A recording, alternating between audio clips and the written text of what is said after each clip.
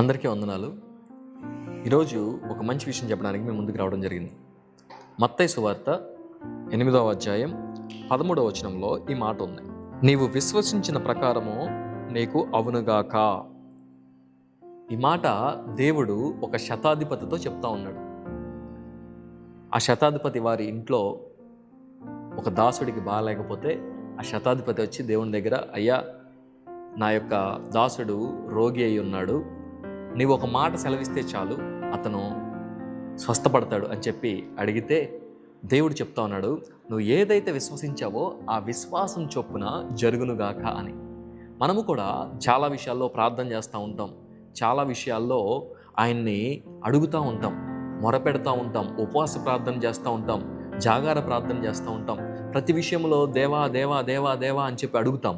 కానీ సమస్యల్లో ఎక్కడొస్తూ ఉందంటే కొన్నిసార్లు విశ్వాసం ఉంచాం, అంటే నమ్మం. దేవుణ్ణి అడుగుతాం కానీ దేవా నువ్వు చేయగలవా అని అనుకుంటా ఉంటాం, లేకపోతే దేవా ఇప్పుడు వరకు అయిపోవాలి దేవా అని అడుగుతూ ఉంటాం, లేకపోతే ఈ సమయం వరకు నాకు ఖచ్చితంగా జరగాలి దేవా అని అడుగుతూ ఉంటాం. కానీ ఇక్కడ దేవుని యొక్క వాక్యం సెలవిస్తూ ఉంది, నువ్వు విశ్వసించిన ప్రకారం నీకు అవుతుంది. మనము దేవుని యందు విశ్వాసం ఉంచాలి. ప్రార్థన చేస్తున్నాం కానీ కొన్నిసార్లు విశ్వాసం లేని ప్రార్థన చేస్తూ ఉన్నాం. ఎవరైతే విశ్వాసం ఉంచుతారో ఆ విశ్వాసము దేవుని దగ్గర నుంచి గొప్ప కార్యాలని జరిగించేలాగా చేస్తుంది.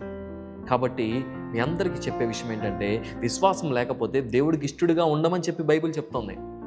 కాబట్టి మనం చేసేటువంటి ప్రార్థన విశ్వాసంతో కూడినదై ఉండాలి. ఒక చిన్న ప్రార్థన చేద్దామా?